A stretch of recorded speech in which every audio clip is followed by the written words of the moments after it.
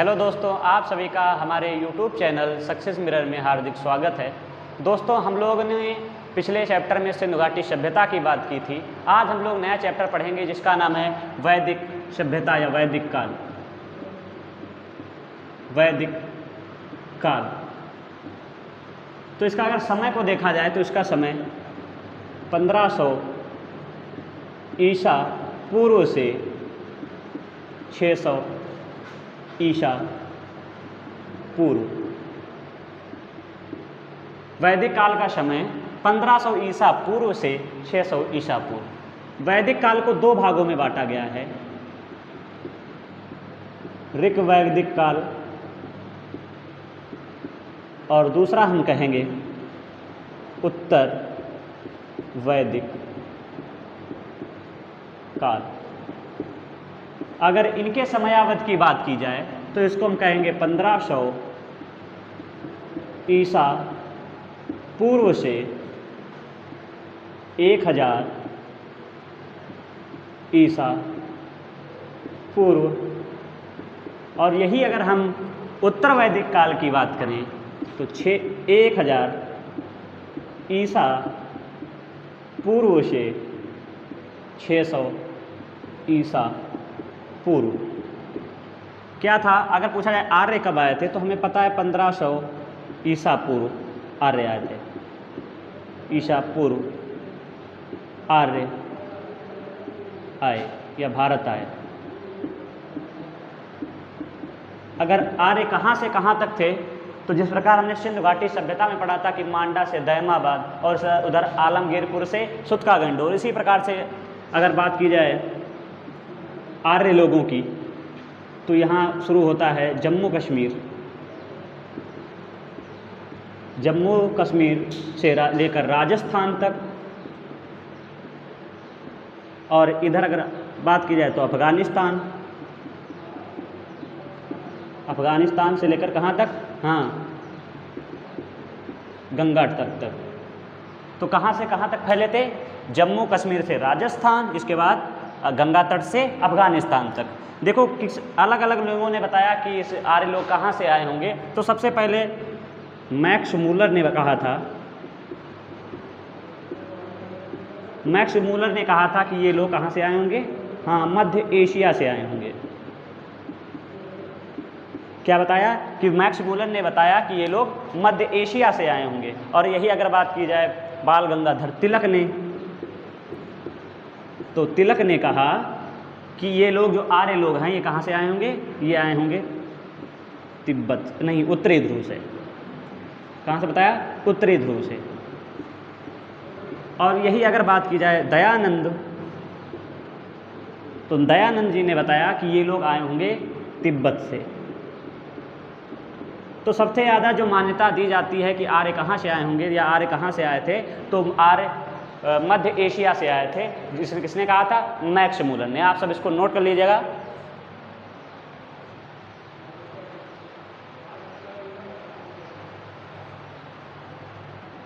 हम लोग बात करेंगे इसमें क्या होता है कि इस क्षेत्र में ये लोग आर्य लोग रहे, इस क्षेत्र में आर्य रहे, तो इसलिए इस क्षेत्र को क्या बोल दिया गया? आर्यावर्त। आर्यावर्त बोल दिया गया। और इसी क्षेत्र में जो सभ्यता चली उसे ही हम लोग बोलते हैं वैदिक सभ्यता। तो आप सब नोट कर लिए होंगे। अब हम लोग आगे बात करेंगे कि इनका मुख्य व्यवसाय क्या था आर्य लोगों का, और इनकी जो प्रणाली थी किस प्रकार से चलती थी। तो हम लोग बात करेंगे मुख्य कार्य।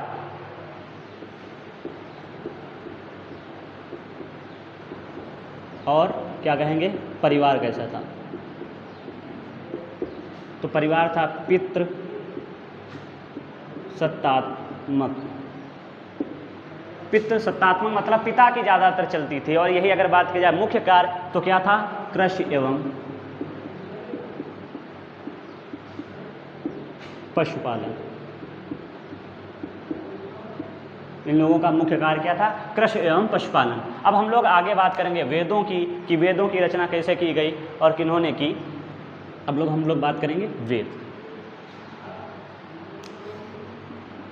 वेद तो देखो कितने वेद हैं। नंबर 1 ऋग्वेद, वेदों की संख्या है 4। पहला ऋग्वेद, दूसरा यजुर्वेद, तीसरा सामवेद और चौथा अथर्ववेद। तो हम लोग एक एक के बारे में बात करेंगे। तो सबसे पहले हम लोग बात करेंगे ऋग्वेद की। और हमें पता है ऋग्वेद का समय कहाँ से कहाँ तक अगर कहा जाए ऋग्वेद, तो ऋग्वैदिक काल में लिखा गया था, तो इसका समय कब से कब हो जाएगा 1500 ईसा पूर्व से 1000 ईसा पूर्व। और यही अगर बात की जाए यजुर्वेद की, सामवेद की और अथर्ववेद की, तो वो किस में आ जाएंगे? वो आ जाएंगे, हाँ वो आ जाएंगे उत्तर वैदिक काल में। और ऋग्वेद किस में आ जाएगा? ये आएगा ऋग्वैदिक काल में। तो सबसे पहले हम बात करेंगे ऋग्वेद को। तो ये क्या है? ये सबसे प्राचीनतम वेद है।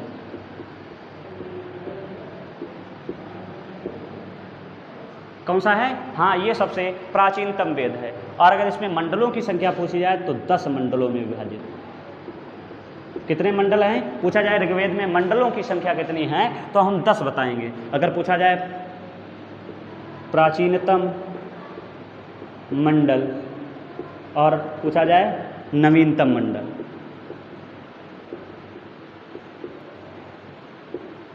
क्या पूछा जाए? अगर पूछा जाए प्राचीनतम मंडल और नवीनतम मंडल, तो प्राचीनतम हम बताएंगे 2 और 7।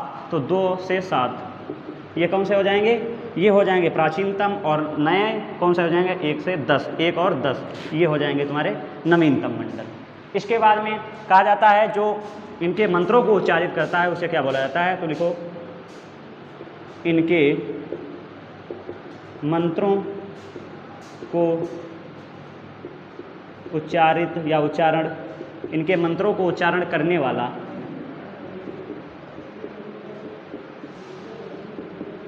होत्र कहलाता है, जिसे होता भी बोला जाता है, कहलाता है। देखो इसमें एक बार पूछा जाता है, एक बार पूछा भी गया है कि थर्ड मंडल में क्या है।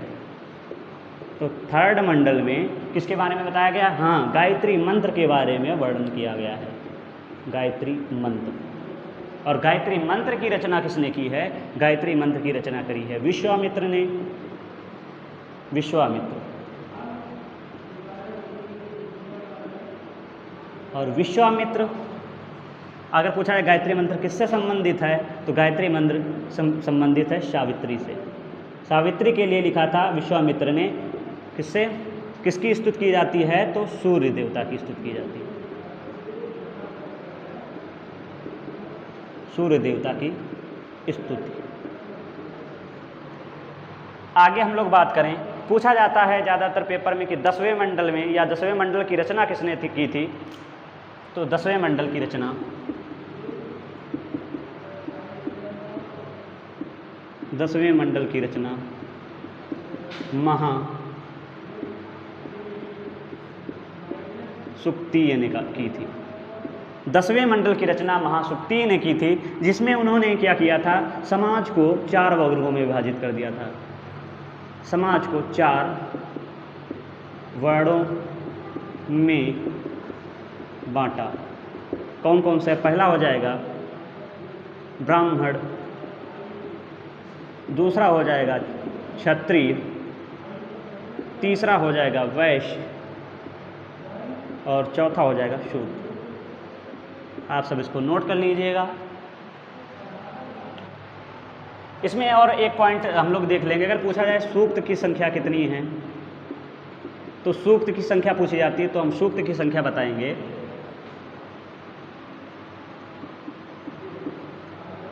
दस 28। और यही अगर मंत्रों की संख्या पूछी जाए तो हम कितना बताएंगे? 10,462।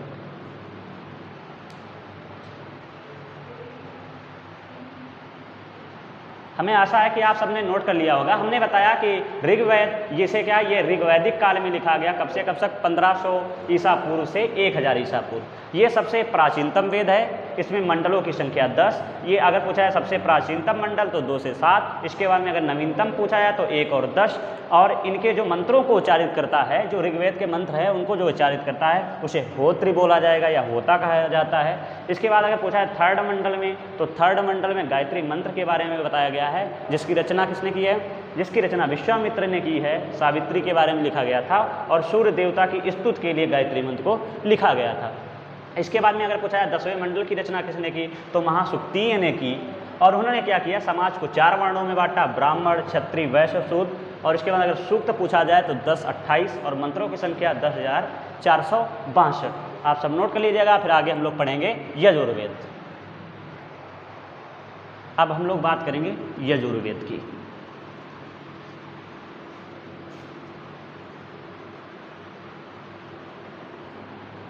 तो ऋग्वेद में एक और क्वेश्चन बनता है कि ऋग्वेद का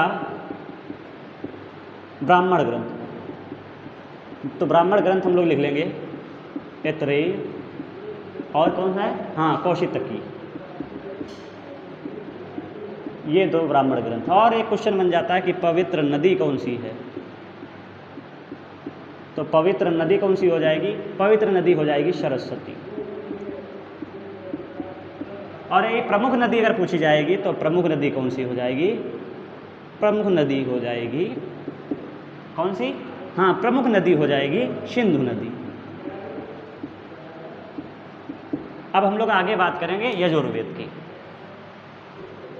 हम लोग अब देखेंगे यजुर्वेद।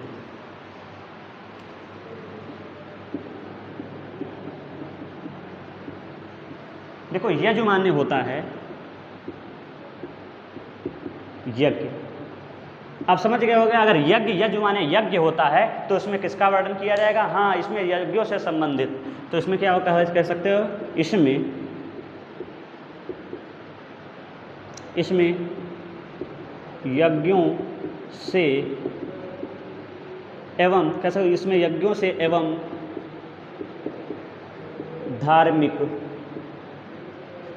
कार्यों से संबंधित मंत्रों का वर्णन है। और यह एकमात्र ऐसा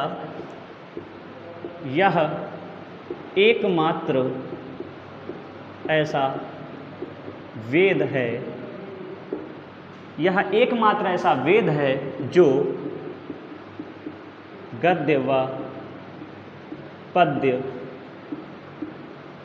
दोनों में लिखा गया है।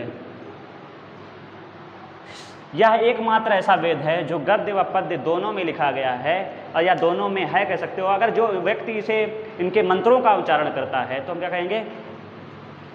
वह व्यक्ति जो इसके मंत्रों को उच्चारित करता है उसे क्या बोला जाता है? हाँ, अधर्त्यो। क्या बोला जाएगा? अर्धात्यो। आप सब नोट कर लीजिएगा। इसके बाद अगर ब्राह्मण ग्रंथ पूछा जाए, ब्राह्मण ग्रंथ, देखो क्या था कि उस समय लोग इतनी संस्कृत इसमें ज़्यादा कठिन लिखी है कि लोग पढ़ नहीं पाते थे, इसलिए क्या किया जाता था? ब्राह्मण ग्रंथों की रचना की गई जिससे कि इसको सरल बनाया जा सके। तो कौन कौन से ग्रंथ हैं? तैतरित्य और दूसरा हो जाएगा शतपथ।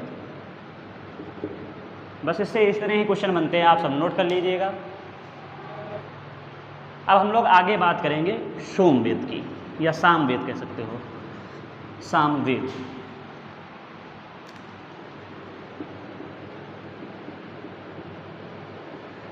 सामवेद, तो सबसे पहले इसमें यही पॉइंट बनता है कि साम माने क्या होता है? तो साम माने होता है गायन।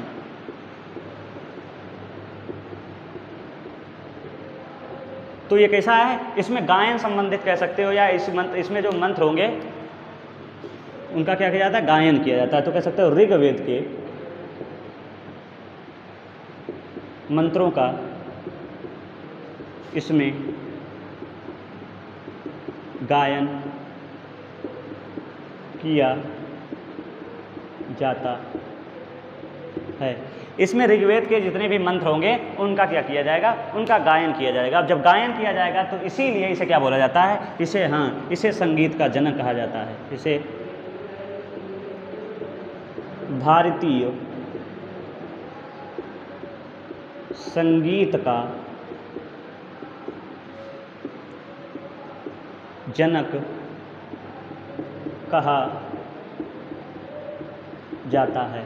इसे भारतीय संगीत का जनक कहा जाता है। और इसमें क्या किया गया है, इसमें सूर्य देव की स्तुति का संकलन किया गया है। इसमें सूर्य देव की स्तुति का संकलन किया गया है।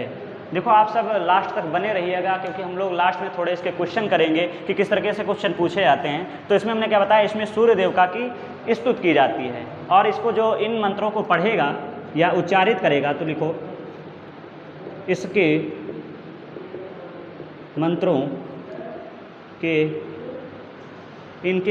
इसके मंत्रों को उच्चारित करने वाला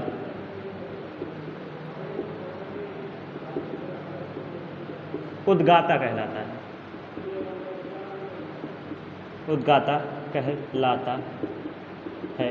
देखो हमने ऋग्वेद में क्या पढ़ा था, ऋग्वेद में हमने पढ़ा था कि जो उनके मंत्रों को उच्चारित करेगा उसे होत्र कहा जाएगा या होता कहा जाएगा। इसके बाद अगर यजुर्वेद में पूछा जाएगा तो क्या बता दें, अगत्य बोल दिया जाएगा। इसके बाद इसमें क्या बोल दिया जाएगा, उद्गाता बोल दिया जाएगा। आप सब नोट कर लीजिएगा। इनके अगर ब्राह्मण ग्रंथ पूछे जाते हैं तो ब्राह्मण ग्रंथ में हम लोग बता देंगे पंचविंश। ब्राह्मण ग्रंथ कौन सा है, ब्राह्मण ग्रंथ, तो पंचविंश आप सब नोट कर लीजिएगा। अब अगली बार हम लोग पढ़ेंगे, आगे पढ़ेंगे अथर्ववेद।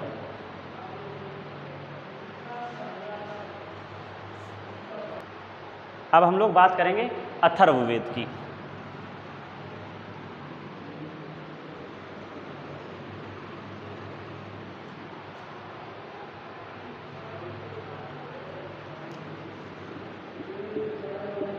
अथर्ववेद तो हमने सबसे पहले पढ़ा था सबसे प्राचीनतम वेद, तो हम क्या बता देंगे, हाँ हम बता देंगे ऋग्वेद। और इसी तरह ये अगर पूछा है अथर्ववेद तो ये क्या है, सबसे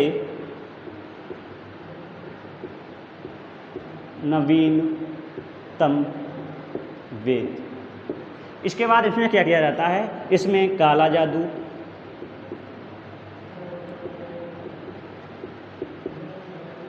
वशीकरण, इसमें हम क्या कह सकते हैं, इसमें काला जादू, वशीकरण और प्रेम अत्याचारों, क्या लिखेंगे, प्रेम अत्याचारों, प्रेम अत्याचारों के निवारण।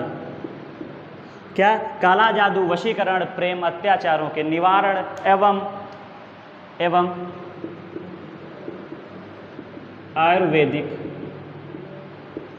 आयुर्वेदिक उपचारों का वर्णन किया गया है। इसमें किसका वर्णन किया गया है, इसमें वर्णन किया गया है काला जादू, वशीकरण, प्रेम अत्याचारों के निवारण, प्रेत लिख लेंगे इसको, प्रेत अत्याचारों के निवारण और आयुर्वेदिक उपचारों का वर्णन किया गया है। अगर इनको जो मंत्रों को उच्चारित करेगा उन्हें हम क्या कहेंगे, जो इसके मंत्रों को उच्चारित करेगा उसे हम क्या बोलेंगे, इसके मंत्रों को उच्चारित करने वाले व्यक्ति को ब्रह्मा कहा जाता है। इसके जो मंत्रों को उच्चारित करेगा उसे क्या हम बोलेंगे, उसे हम बोलेंगे ब्रह्मा। और इसका ब्राह्मण ग्रंथ अगर बात करें, ब्राह्मण ग्रंथ तो क्या हो जाएगा, गोपथ ब्राह्मण। तो ये तो बात हुई वेद की। तो वेद हमने कितने पढ़े, 4 पढ़े। पहला ऋग्वेद, दूसरा यजुर्वेद, तीसरा सामवेद और चौथा चौथा हमने पढ़ा अथर्ववेद। ऋग्वेद में हमने बात की कि ये सबसे प्राचीनतम है, तो नवीनतम कौन सा होगा? अथर्ववेद होगा। ऋग्वेद में हमने क्या बताया कि इसमें जो मंत्र हैं उनको उच्चारित किया जाता है, और यजुर्वेद में बताया गया कि जो मंत्र हैं उनको गद्य और पद्य में दोनों में है। इसके बाद में अगर सामवेद में क्या किया है, जो ऋग्वेद में तुम्हारे मंत्र है उनका उनको जो है गाया जाता है। इसके बाद में अगर अथर्ववेद, इसमें क्या होता है, जैसे काला जादू है, वशीकरण है, प्रेम अत्याचार हैं और आयुर्वेदिक उपचार हैं, उनका वर्णन किया गया है। अगर जो सबसे पहले हमने बताया, अगर ऋग्वेद को जो उच्चारित करेगा, उनके मंत्रों को उच्चारित करेगा, उसे क्या बोले जाएंगे? उसे होत्र या होता बोला जाएगा। इसी तरीके से अगर हम बात करेंगे यजुर्वेद में, तो यजुर्वेद में अघत्य बोला जाता है। और यही अगर बात की जाए सामवेद में, तो हम लोग सामवेद में बता देंगे उद्गाता, और अथर्ववेद में बात की जाएगी तो इसमें बता देंगे ब्रह्मा। आप सब नोट कर लीजिएगा।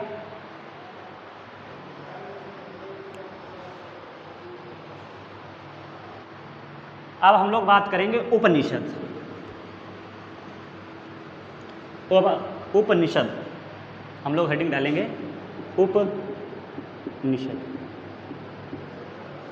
उपनिषद को पढ़ने से पहले मैं आपसे आग्रह करना चाहूँगा कि अगर आपको वीडियो समझ में आ रहा है और अच्छा लग रहा है तो आप वीडियो को लाइक ज़रूर करें, और अगर आपको कोई चीज़ समझ में नहीं आ रही है तो उसको कमेंट करके अवश्य पूछें।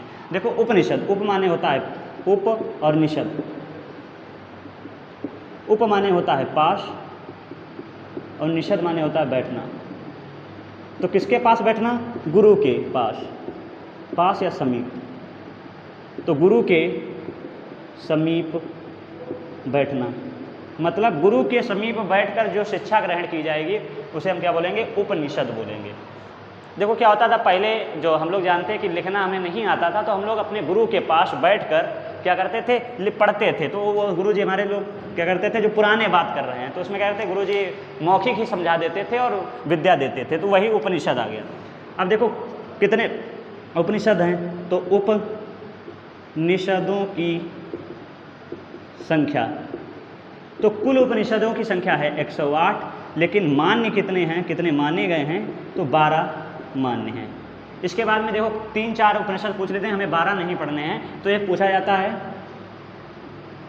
मुंडकोपनिषद, मुंडकोपनिषद। एक पूछा जाता है मांडुकोपनिषद। इसके बाद में बृहदारण्यकोपनिषद। देखो मुंडकोपनिषद में क्या बताया गया? मुंडकोपनिषद में बताया गया कि सत्यमेव जयते, मतलब कि अगर पूछा जाए सत्यमेव जयते किस उपनिषद से लिया गया है, तो हम बता देंगे मुंडकोपनिषद। और यही मांडुकोपनिषद से बात की जाए तो मांडुकोपनिषद से लिया गया था सत्यम शिवम सुंदरम, सत्यम शिवम सुंदरम। इसके बाद में अगर पूछा जाए बृहदार लिया गया, तो बृहदार उपनिषद में क्या लिया गया, या बृहदारण्य कैसे भी बोला जाता है, तो आप सब इसको बृहदारण्य कर लेंगे तो ज़्यादा सही रहेगा। बृहदारण्य, तो इससे क्या लिया गया था? इससे लिया गया था ओम। क्या लिया गया था? ओम। हम लोग बहुत देर तक बोलते हैं ओम, तो वो किसमें लिया गया है? बृहदारण्य से लिया गया है। और क्या लिया गया है? तमसोमा ज्योतिर्गम, तमसोमा, इसको कर लेंगे। और क्या कहेंगे? तमसोमा ज्योतिर्गमय। ये 3 ज़्यादातर पूछे जाते हैं। कभी कभी एक और पूछ लिया जाता है, जैसे पूछा जाता है कठोपनिषद में क्या लिया गया? कठोपनिषद, तो हम लिख लेंगे इसको भी, कठोपनिषद। कठोपनिषद में क्या लिया गया है? यमराज और नचिकेत के बीच संवाद। यमराज और नचिकेत के बीच जो संवाद हुआ था उसको कठोपनिषद में लिया गया। इसी तरीके से अगर पूछा है ओम कहाँ से लिया गया है, तो ओम लिया गया बृहदारण्यक में, और सत्यम शिवम लिया गया है मांडुकोपनिषद में। और मांडुको और मुंडको में अंतर याद रखना, यह है मुंडकोपनिषद और यह है मांडुकोपनिषद। इसमें क्या लगा? सत्यम शिवम सुंदरम, और मुंडको में सत्यमेव जयते। आप सब इसको नोट कर लीजिएगा। अब हम लोग बात करेंगे उपवेद की।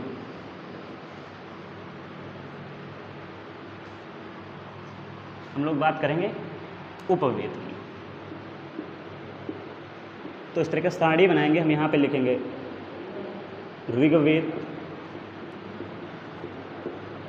यजुर्वेद, सामवेद, और यहाँ पे वेद लिख लेंगे, और यहाँ पे अथर्ववेद। ऋग्वेद, यजुर्वेद, सामवेद और अथर्ववेद, यहाँ पे हम लोग लिख लेंगे उपवेद, और यहाँ पे लिख लेंगे प्रवर्तक। तो ऋग्वेद का जो उपवेद है वो है आयुर्वेद। इसके प्रवर्तक हम बात करेंगे, या तो प्रवर्तक की बात की जाए तो होंगे प्रजापति।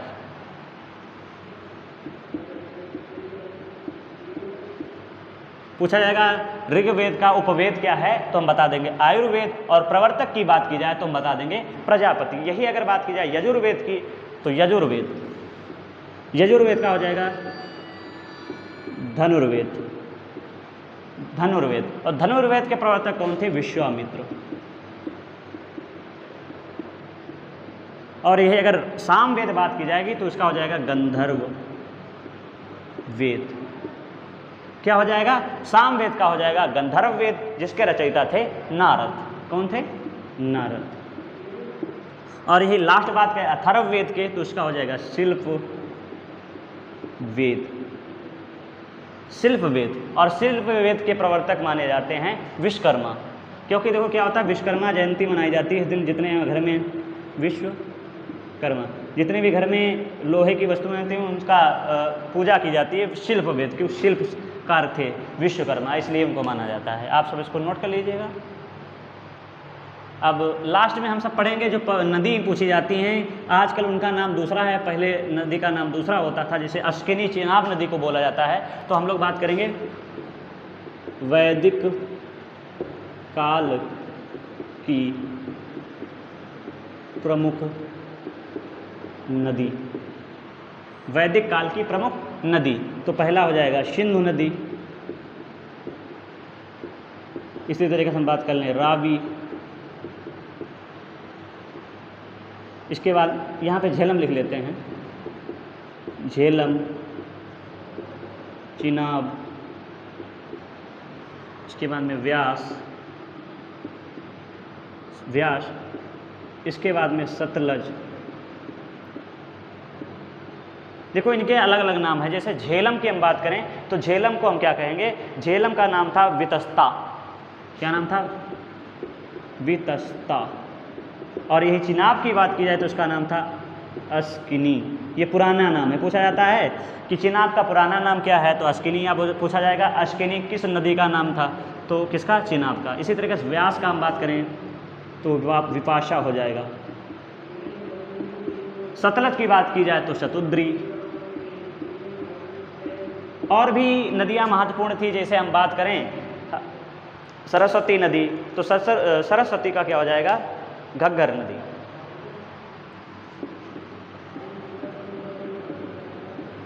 क्या बोला जाता है? घग्गर। इसके बाद में एक और पूछी जाती है सदानीरा। सदानीरा किसकी होगी? गंडक। तो इस तरीके से यहाँ से वैदिक काल में क्वेश्चन बनते हैं। अब हम इनके क्वेश्चन करेंगे, थोड़ा आप सभी को आंसर देना है कि किसका क्या होगा।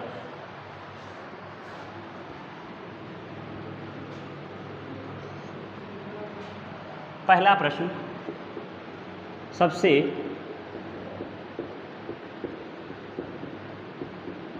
प्राचीनतम वेद, इसी के साथ नवीनतम भी बताना है।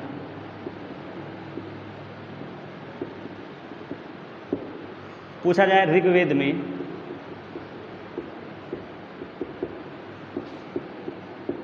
सूक्तों की संख्या।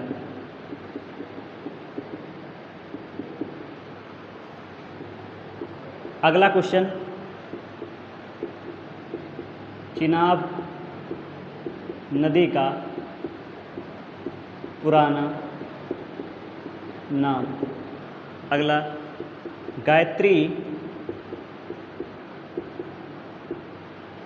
गायत्री मंत्र का उल्लेख किस वेद में किया गया है?